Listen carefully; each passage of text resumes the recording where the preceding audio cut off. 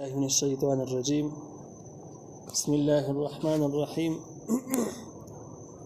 يا أيها النبي إذا طلقتم النساء فطلقوهن لعدتهن وأحصوا العدة واتقوا الله ربكم لا تخرجوهن من بيوتهن ولا يخرجن إلا أن يأتين بفاحشة مبينة. تحسي ذلك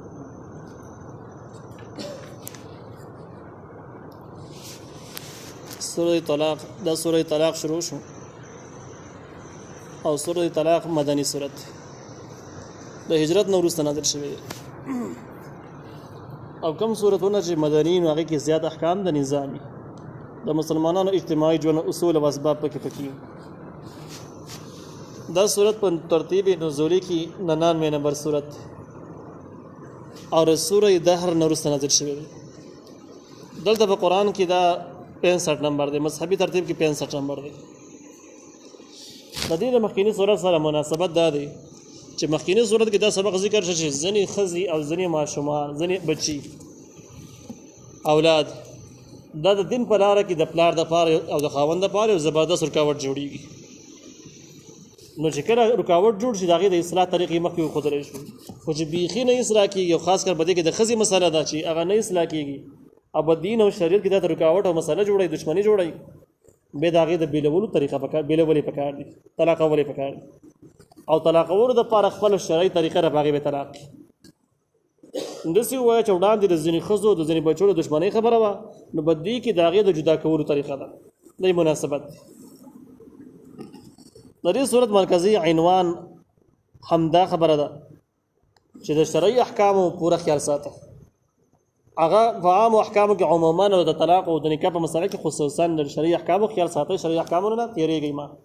د دې مخالفت مکوئ د مرکزی عنوان باقي سبقونه بس ورته د نه خپل معنی ذکر دي. یا ایها النبی اے نبی علیہ السلام اذا طلقتم النساء ورته وای چې کله تاسو طلاق وای خزي فتطلقوهن نو دې طلاق وای لعدتهن مقد عدت غینا واحصل عدة وعدة پرش ماری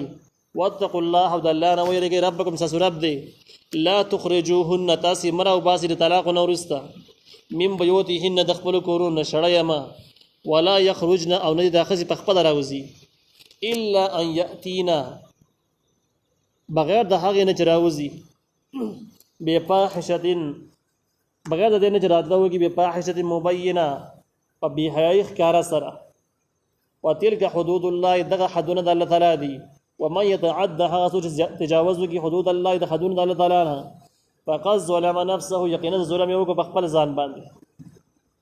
لا تدري تنفيږي لعل الله کی دیش الله تعالی يحدث پیدا کی بعد ذلك ورسل طلاق امرا یو بل خبره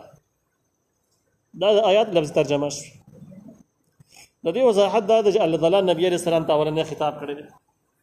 نبی علیہ السلام الله تعالی فرمایي چې د خلکو ته دسی وایا چې کله تاسو طلاق ورکوي زنانه او تطلقوهن نو دغه طلاق وی لعدتهن مقد عدتنا عدت څه شی عدت چې کوم زنانه باندې کوم بیماری راشي ختم شي دغه هغه ته طهارت برابرۍ کوي او دغه طهارت عدت هم وي دا د امام ابو حنیفه رحمه الله مسلک امام شافعی رحمه الله وایي چې عدت د بیماری ته وي نو بدوړو کې به لیک اونده کې فرق راځي د امام شافعی رحمه الله مطلب معنا به دي شي چې طلاق ورکوي د خزدا لعدتهن مکه دراتله د بیماری نه دغه نه مکه طلاق ورکوي او د امام حنیفه رحمه الله د مسلک مطابق ترجمه دي شي چې فتولقوهن تاسو طلاق ورکوي د خزدا لعدتهن مکه دراتله د طهارت نه چې د بیماری نه پاکي شوی نه مکه د طهارت نه یعنی د بیماری نه وړاندې د طهارت په طهارت کې د بیماری نه وړاندې به تاسو د طلاق ورکړئ طهارت کې بل طلاق ورکړئ هغه طهارت چې کوم د عدت حصہ نه ده واحصل عدت او عدت پرش باري د دې دا مسله معلومه شوله چې په کومه وخت کې دا طلاق ای امام شافعی رحمه الله په نسبت باندې که په بیماری طلاق شمار شي بیماری ته حز ویل شي عدت ویل شي نو د بیماری راتونه مخکې به طلاق او د امام ابو حنیفه رحمه الله په نسبت باندې کدي طهارت عدت ویل شي دا کم طهارت کې چې طلاق داغه نه به کوم طهارت چې د عدت لپاره شماري دا غینه په مخ کې طلاق کی بیا واحسن عدت او دوانه د شماري عدت خو اولنی مخاطبین سړی دي او دې کې خزي هم شامل دي دا عدت په خزي شماري سړی به شماري دا غینه وروسته چې کوم دی چې کله واده شوی خزي دا غینه لپاره سلور میاشتې ولې سورزي او دا ښه په دې کې دا دوه قسمه د زنانه ولي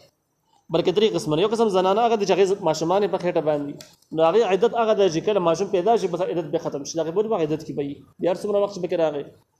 دویم قسم زنانه هغه د چې هغه باندې بیماری راځي هغه شنډ نه دي هغه ماشومان نه دي نو هغه د فار بیا درې توه دي او د درې توه چې کوم امام حنیفه په نسبت دي امام شافعي سره به درې هیز دي دا چې کله تیر شي نو ټیم په پوره شي ځنې زنانه د چې هغه باندې بیماری ناراضي د کبړکوالي عمر یا د 55 سال وروسته زنانه باندې بیماری ناراضي نو هغه د پاره بیا سلور میاشتې ولې ورځې د خپل ځګن کې برای شروع سره روان نو دغه شمار بدوي کوي د خصي به موږ سړی به کوي چې په دې کې خطا نشي ولی خطا نشي ځکه په دې کې ډېر احکام دي بیا کې ګرانه جوړيږي د کورونو د وتلو مسله ده دغه زنانه ته د خرچي ورکولو والا مسله ده پاره کې به ګډوډ پیدا کیږي د بل نکاح مسله ده پاره کې ګرانه جوړيږي واتقوا الله د الله نو ویریږي ربکم ساسراد په دې مسله کې د الله نو ویریږي چې خزه هم زیاته ونه کې د احکامو کې زیاته ونه کې او سړی به هم زیاته ونه کې لا تخرجوهن تاسبن راو باسي د خزي من بيوتهن د خپل کورونو نه خزه چې کوم کورونو کې وسیګ د عدت په وختونو کې به د کورونو کې ناس سړی به راو باسي نه شړی بیان او دې کې دا مسله شو د مضمون ته اشاره ده چې طلاق او نکاح چې کوم د اسلام کې دا مستقیل احکام دي عبادت دي په دې کې د سړی او د خزې رضا اعتبار نشته څنګه الله ویلي مغشن بکیږي عام د خرڅولو او اخیستلو د اجارو غوندې احکام نه دي چې کني د دوه جانبینو پر رضا باندې منعقد کیږي بلکې دې کې چې الله تعالی سوي لږه سی بکیږي اوس خزه طلاق شوله او سړی وایي چې په خپل کور کې نور نه پرېدم نو دا سړی اختیار نه دی سړی څه دومره پاور نشته چې د عدت مخکې دا وشړي بلکې دې الله تعالی حق ورکړي د جبر خاون په کور کې صحیح وسی ولا يخرجنا نه د خزې په خپل راوځي بلکې دا کور کې به دوی هم وسیږي سړی له حرام دي د خزې کور نه وشړي او خزې له حرام دي د عدت منځ کې دا خزه کور نه بهر وځي الا ان ياتينا بغیر د دې نه د خزې راتله وږي به فاحشه ابي حیا سره مبینه نخکارا د لفظ معنا چې ښکارا به حیا وکي نه کور نه وتیش به حیا څه شته ویل کی په دې کې د مفسرینو درې اقوال یو قول دا چې د خزه غلا وکي نو فاحشه غلا ته ویل کی ګناه ته ویل کی غلا په معنا بس شي نو چې غلا وکي او د غلا دومره غلا د جاګه د شریعت په کار دی اوس شریعت ورکول د پاره د کور رئیس تر کېږي شریعت ته بوتل کېږي نو هغه ټیک کار هغه جدا خبره یا خدای مګه د خزنه زنا وش نو او ثابت بشي گواهانو سره نو بیا د شریعت ورکول د پاره د خزه د کور نه راوستل کېږي چې شریعت ته ملاوي شي او دریم قول دا دی چې د خزه زبان درازي ډیر زړه بد اخلاق جګړه ماري طلاق ورکړي د حالت په حدت کې د خزه راسته ده خدا خزه غلی نه کینې سر مقام د جګړې دي او لانجې دي خلک یې پوز لراوسته نو بده صورتونه کې د خزه کوي ستړي شي د کور نه ټیک ته ستړي شي وتلك حدود الله دغه د الله تعالی احکام دي ومن يتعدها زوج تجاوز کی حدود الله د احکام الله تعالی نه فقد ظلم نفسه یقینا ظلم کو خپل ځان باندې دغه دې مضمون ته اشاره ده چې شرعي طلاق دا د کوم دا کړه خزه طلاق ور کوي اول خدای راج په اسلام او احادیث مبارک دي چې په جایز کارونو کې د الله تعالی باندې ځماني بدترین شجر طلاق ورکول خشه نه دي خو چې کله ډیر وزر شي نو بس سخت وزر کې طلاق ورکول به جایز کیږي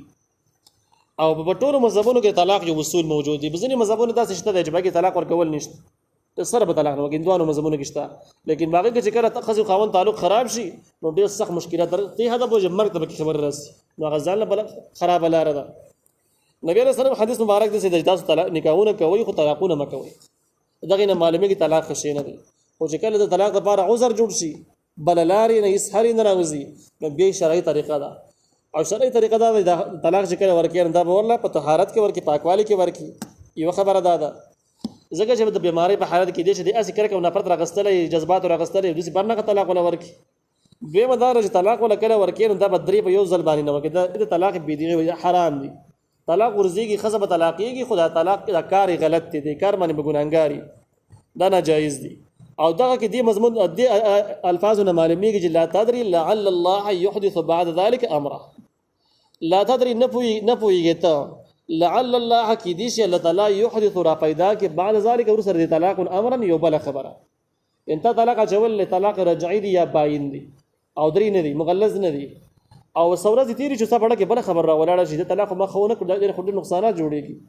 دا سلامت جنجال لبدي کې چې کم دي خزي عدت هغه بیا سامان مہر ورکول سدي او بل خزا قصه هم ګران کار دی اسیم سره پر معاشره کې بد سپک کاری کې طلاق باندې شماريږي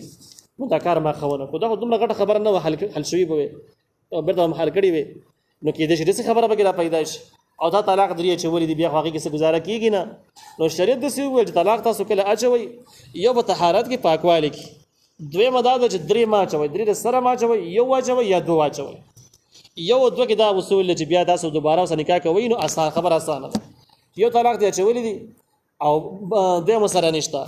نو بس لورم میاشتو داس ورځو کې دنه چې خپل تعلقات برته بحال شو په خپل باندې نکاح جوړ شو او د اختیارم خاوند طریقې زده به اختیار نشته دی کدوې چې ولې دې بده کې به خزل ام اختیار شته دی نکاح دوباره تړل غواړي د خزنه به اقرار اخیستل غواړي او چې کدرې چې ولې نو اوس به د سړي د سره کار نشته د خزم به کار نشته خزم مکمل طلاق شو ایس طریقه وسبل نه کی تر دې هدا وردا خزم بل خاون وکي هغه په خپل مرض چې طلاق کی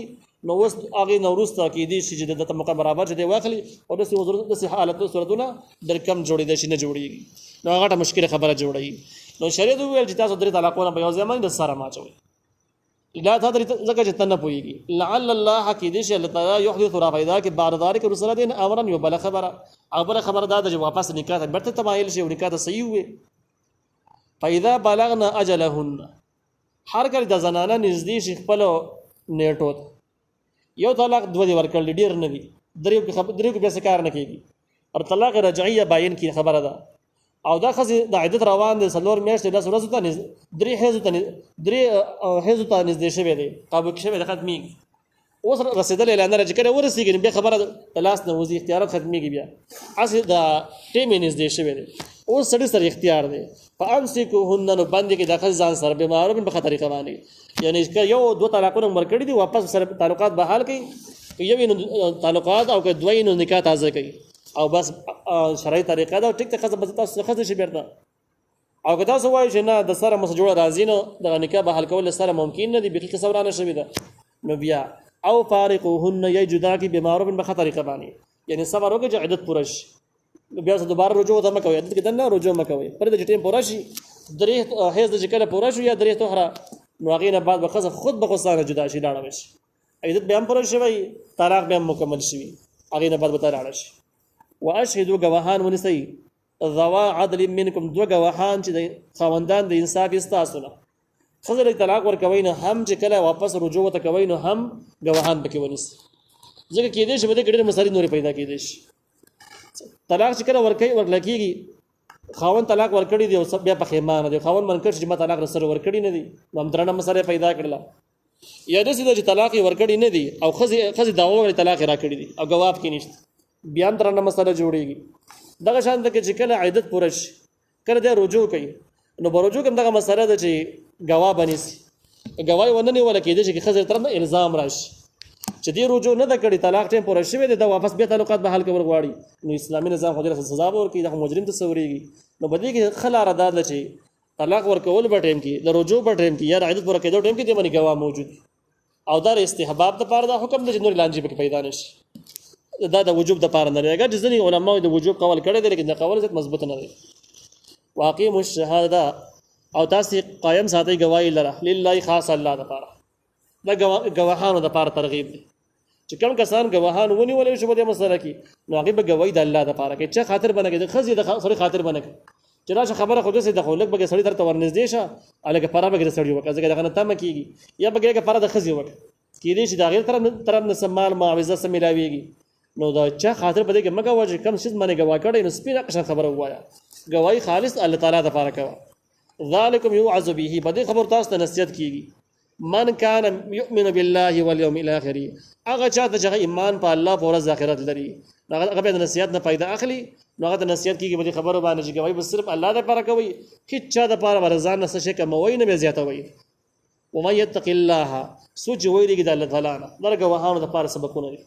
چې گواهانو د الله تعالی یاره بڑا کې ساتي ته هیڅ خاطر مکوي هیڅ شي نه یریږئ مو چې کم سم لیدلي دي کم څه باندې ګوایي هم دغه شانته کې وایي کمې او زیاتې پکې مه کوئ ځکه تاسو کله چا نه یریږئ یا چا څو در معاوضه پیسې نه درکوي په هغې باندې تاسو ګوایي کوئ ګوایي بدلوئ را بدلوئ نو وایي طریقه دا ده که د الله نه ویرېدلی نو الله تعالی د یې ډېرې فایدې دي یو فایدې دا ده چې ومن یتق الله هغه څوک چې ویرېږي د الله نه یجعل له مخرجا الله تعالی به وګرځي د لپاره یوه لاره د راوتلو د څه شي ده د مشکلاتو نه چې کله د الله نه ویرېدلي او د الله تعالی دپاره د روغه خبره وکړه ته چې په کم مشکل کې وي دغه مشکل نه د راوتلو به الله تعالی ستا دپاره یوه لاره پیدا کړي ته به ترې راوځي په هغې کې غربت هم شته په هغې کې د مخالفینو رعب دا بدماشي هم شته هر شی پکې شته د هغې نه به ته رابهر شي او دغې نه به دې الله خلاص کړي ويرزقه او رزق به ورکړي دې ته الله تعالی من حیث لا یحتسب د هغه ځای نه چې ګمان به هم نه کېږي یعنې کم خلک دا سره کوي چې که زه ګواهي داسې وکړم که دروغ وله ووایم نو دونه پیسې راکړي که نه ونه وایم نو هېڅ هم نه راکړي او پیسې خو هم یو شی دی دنیا خلک به تاسو په قصې اورئ چې په 1000 ریاله په 800 ریاله باندې په کم او زیاتو باندې تر دې حده پورې چې یاره زما پارټي سپورټ که زه به درله ګواه وکړم داسې پکې هم شته دروغ ګواهان بیسا بزرحا شته پانډیوالۍ باندې ګواهیانې کوي ته به ما لکه زه به تا لکو او دې دپاره بیا ګروپونه جوړ شوي او داوي او باغې کې بیا پانډیوالۍ باندې ګواهیانې چې ما لاندې ګرمه له ته به ګواله راځي که تا ګرمه کړه زه به ګواله درځم دا ټولې قصې شته او دا ډېرې غټې ناجایز روانې دي نو الله تعالی وایي چې د الله نه ویرېدلې دا لوبه دې پرېښله نو ويرزقه من حيث لا يحتسب دا هغه ځایونو به الله رزق درکړي چې ستا به یې ګمان هم نه کېږي هغه ځایونو ته پیسې او مال دولت را روان شي او د دې حرام او ناجایزونه تېر شه ومن يتوکل على الله هغه څوک چې توکل وکړي په الله تعالی باندې په هو حسبه دقه الله ولا پوره دی بیا مخلوق مرستې ته د هغوی شیانو ته ضرورت نشته دی ان الله بالغ امره یقینا الله تعالی رسېدونکی دی خپل کار ته قد جعل الله لكل شيء قدرا یقینا الله تعالی مقرر کړی د هر یو شي دپاره یوه اندازه